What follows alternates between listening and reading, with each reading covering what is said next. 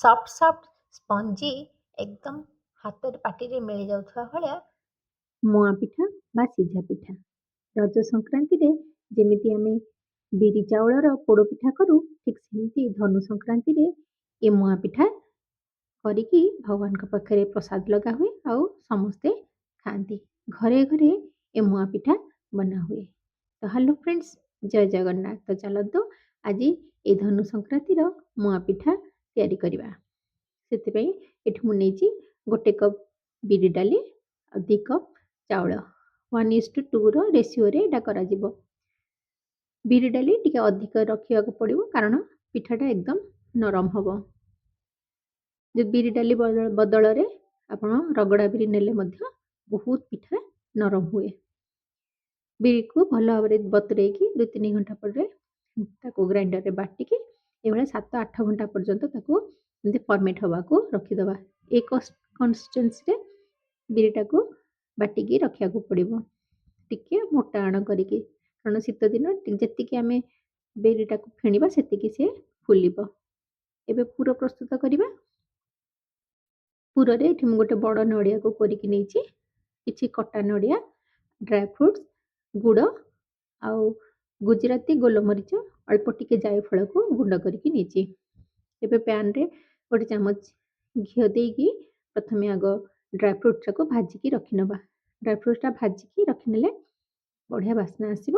ଆଉ ମୁଁ ଏଠି କେବଳ କାଜୁ ଆଉ କିସମିସ୍ ନେଇଛି, ଆପଣ ଅନ୍ୟାନ୍ୟ ଡ୍ରାଏ ଫ୍ରୁଟ୍ସ ମଧ୍ୟ ଆଡ୍ କରିପାରିବେ। ଚିନାବାଦାମର ମଞ୍ଜି ମଧ୍ୟ ଭାଜିକି ଦେଇପାରିବେ। କାଜୁ କିସମିସ୍ ଭାଜିକି ରଖିନେଇ ସାରିଲା ପରେ କଟା ନଡ଼ିଆଟାକୁ ମଧ୍ୟ ମୁଁ ଭାଜିକି ବାହାର କରି ନେଇଛି। ଏବେ ସବୁ ଡ୍ରାଏ ଫ୍ରୁଟ୍ସ ଆଉ ନଡ଼ିଆ ଭାଜି ନେଇ ସାରିଲା ପରେ କୋରା ନଡ଼ିଆକୁ ପୁର ତିଆରି କରିବା। କୋରା ନଡ଼ିଆକୁ ଦେଇକି ତା ଦେହରେ ଗୁଡ଼ ଦେଇ ଗୁଡ଼ ମେଲ୍ଟ ହେଇଗଲା ପରେ ଆମେ ଗୋଲମରିଚ ଆଉ ଗୁଜୁରାତି ଏବଂ ଯେଉଁ ଜାଇଫଳକୁ ମୁଁ ଗୁଣ୍ଡ କରିକି ନେଇକି ତାକୁ ସେଥିରେ ଦେଇକି ପୁର କରିବା। ଗୁଡ଼ ବଦଳରେ ଆପଣ ଚିନି ମଧ୍ୟ ୟୁଜ୍ କରିପାରିବେ ପୁରରେ, କିନ୍ତୁ ପିଠାରେ ସିଝା ପିଠାରେ ଗୁଡ଼ର ପୁରଟା ବହୁତ ଭଲ ଲାଗେ। ଆଉ ଏମିତିରେ ବି ଶୀତ ଦିନେ ଟିକେ ଗୁଡ଼ ଖାଇବା କଥା, କାରଣ ଗୁଡ଼ ଆମ ଦେହକୁ ଶୀତ ଦିନରେ ଗରମାହଟ ଦିଏ। ଯେତେବେଳେ ଗୁଡ଼ ପିଘଳିକି ପୁରରେ ମିଶିଯିବ ସେତେବେଳେ ଟିକେ ଶ୍ରୀ କର୍ପୂର ଯଦି ଅଛି ଟିକେ ପୁରରେ ନିଶ୍ଚୟ ମିଶାଇ ଦିଅନ୍ତୁ। ଶ୍ରୀ କର୍ପୂର ଦେଲେ ପୁରଟାର ବାସ୍ନା ବହୁତ ବଢ଼ିଆ ଆସେ ଆଉ ପିଠାଟା ଖାଇବାକୁ ବହୁତ ଭଲ ମଧ୍ୟ ଲାଗେ। ଏ ଯେମିତି ଗୁରୁବାର ମାଣବସା ଗୁରୁବାରରେ ମଣ୍ଡା ପିଠାରେ ଆମେ ଅଳ୍ପ ଟିକେ ଶ୍ରୀ କର୍ପୂର ଦେଉ, ସେମିତି ଶ୍ରୀ କର୍ପୂର ଟିକେ ନିଶ୍ଚୟ ଆଡ୍ କରିବେ ଯଦି ଅଛି। ଏବେ ଆମର ପିଠଉ ହେଇଗଲା, ପୁର ମଧ୍ୟ ପ୍ରସ୍ତୁତ ହେଇଗଲା। ପିଠା ତିଆରି କରିବା। ପିଠା କରିବା ପାଇଁ ଯେଉଁ ଷ୍ଟିମ୍ ବାଲା ଥାଳି ଅଛି ସେଇ ଥାଳିରେ ନେଇପାରିବେ, ଷ୍ଟିମର ମଧ୍ୟ ନେଇପାରିବେ। ଯଦି କିଛି ନାହିଁ ତାହେଲେ ପିଠାର ଉପରେ କପଡ଼ା ମଧ୍ୟ ବାନ୍ଧିକି ନେଇପାରିବେ। ଏମିତି ତଳେ ଷ୍ଟିଲ୍‌ର ଥାଳିରେ ତଳେ କଦଳୀ ପତ୍ର ଦେଇକି, ଏଇଟା ହେଉଛି ହଳଦୀ ପତ୍ର। ହଳଦୀ ପତ୍ର ମୁଁ ନେଇଛି। ଆପଣ କହିବେ ଏବେ ତ ହଳଦୀ ପତ୍ର ମିଳୁନି। ହଁ, ହଳଦୀ ପତ୍ର ମିଳୁନି, କିନ୍ତୁ ପ୍ରଥମାଷ୍ଟମୀ ଯେତେବେଳେ ଆମର ହଳଦୀ ପତ୍ର ଆସେ ମୁଁ ତାକୁ ସଜାଡ଼ିକି ପୁଣି ରଖିନିଏ।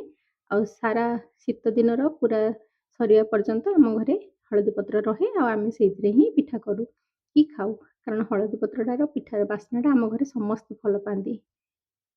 ହଳଦୀ ପତ୍ରକୁ ଶୁଖେଇକି ଆପଣ ରଖିନେବେ ନେକ୍ସଟ ଟାଇମ୍‌ଠୁ ଯଦି ଭଲ ଲାଗେ। ଆଉ ଯେତେବେଳେ ବି ପିଠା କରୁଛନ୍ତି ତାକୁ ଧୋଇକି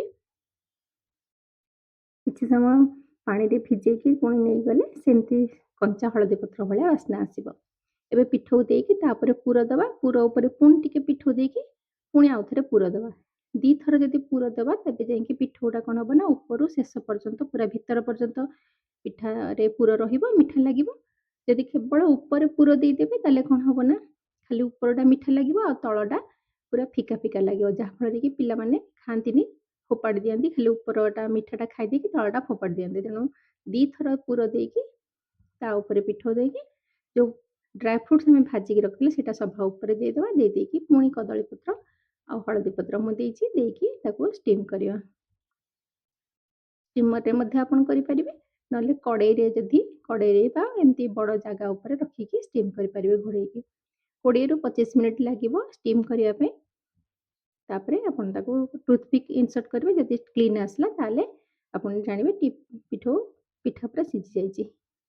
ଏମିତି ଛୋଟ ଛୋଟ ଗିନାରେ ମଧ୍ୟ ବା ଯୋଉ ଷ୍ଟିଲର କଟୋରା ଅଛି ସେଥିରେ ମଧ୍ୟ ଆପଣ ସିଝେଇ ପାରିବେ। ଠିକ୍ କେକ୍ ଭଳିଆ ପିଲାମାନଙ୍କୁ ବହୁତ ଭଲ ଲାଗେ ଏଇଟା, କ୍ୟୁଟ୍ ଲାଗେ। ସେମାନେ ଭଲ ପସନ୍ଦ କରନ୍ତି। ସେଥିପାଇଁ ମୁଁ ଛୋଟ ଛୋଟ ଗିନାରେ ମଧ୍ୟ ସିଝେଇ ଦିଏ। ତଳେ ଡ୍ରାଏ ଫ୍ରୁଟ୍ସ ଦେଇଦେବେ, ଉପରେ ପିଠଉ ଦେଇକି, ତାପରେ ପୁଣି ପୁର ଦବା। ପୁର ଉପରେ ପୁଣି ପିଠଉ ଦେଇକି ଟିକେ ଟ୍ୟାପ୍ କରିକି ତାକୁ କଡ଼େଇ ଦିହରେ ପାଣି ଦେଇକି ଷ୍ଟାଣ୍ଡ ରଖିଦେଇକି ତାପରେ ଏମିତି ଯେମିତି ଆମେ କେକ୍ କଲାବେଳେ ଯେମିତି ରଖୁ ସେଇଭଳିଆ ସିଝେଇ ଦେବ ମଧ୍ୟ ସିଏ ସିଝିଯିବ।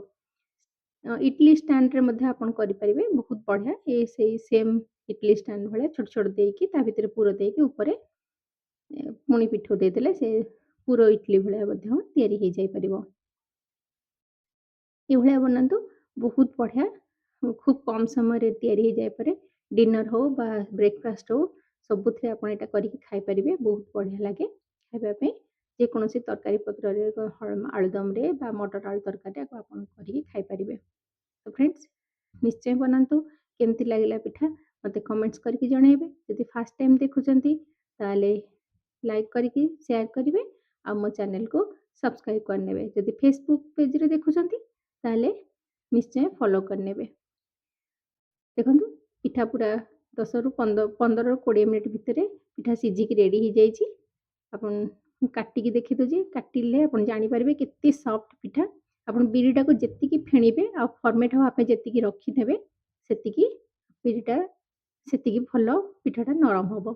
ବିରି ଫେଣିକି ରଖିଲା ବେଳେ ଲୁଣ ପକେଇକିନା ରଖିନେବେ, କାରଣ ଏଇଟା ଶୀତଦିନ ଖଟା ହବନି। ଅନ୍ୟ ଦିନେ ଲୁଣ ପକେଇକି ରଖିଦେଲେ ବିରି ଖଟା ହେଇଯାଏ, କିନ୍ତୁ ଶୀତ ଦିନରେ ଯେହେତୁ ତେଣୁ ବହୁତ ଥଣ୍ଡା ପଡୁଛି, ତେଣୁ ଲୁଣ ପକେଇକି ରଖିଦେଲେ ଯେତେବେଳେ ଆମେ ପିଠା କରିବା ତାର ଫର୍ମେସନଟା କମ୍ ହବନି। ତେଣୁ ଏମିତି କରିକି ରଖିନେଇକି ଆପଣ ସିଝାନ୍ତୁ। ବହୁତ ବଢ଼ିଆ ଲାଗେ ପିଠା ଆଉ ଖୁବ୍ କମ୍ ସମୟରେ ତିଆରି ହେଇଯାଇପାରେ। ତ ଫ୍ରେଣ୍ଡସ୍ ଭିଡ଼ିଓକୁ ଲାଇକ୍ କରିବେ, ସେୟାର କରିବେ। ଧନୁ ସଂକ୍ରାନ୍ତି ଆସୁଛି, ପିଠା ତିଆରି କରିକି ଖାଆନ୍ତୁ ଆଉ ମୋ ଚ୍ୟାନେଲକୁ ସବସ୍କ୍ରାଇବ୍ କରିକି ପେଜକୁ ଫଲୋ କରିନେବେ। ନେକ୍ସଟ ଗୋଟେ ଭିଡ଼ିଓରେ ଆପଣଙ୍କ ସାଙ୍ଗରେ ଦେଖାହବ। ଆପଣଙ୍କ ପାଇଁ ଏମିତି ନୂଆ ନୂଆ ପିଠାର ରେସିପି ମୁଁ ସବୁବେଳେ ସେୟାର କରୁଛି। ଆପଣ ମୋ ଚ୍ୟାନେଲକୁ ସବସ୍କ୍ରାଇବ୍ କରିକି ଦେଖିପାରିବେ। ସେ ପର୍ଯ୍ୟନ୍ତ ଜୟ ଜଗନ୍ନାଥ।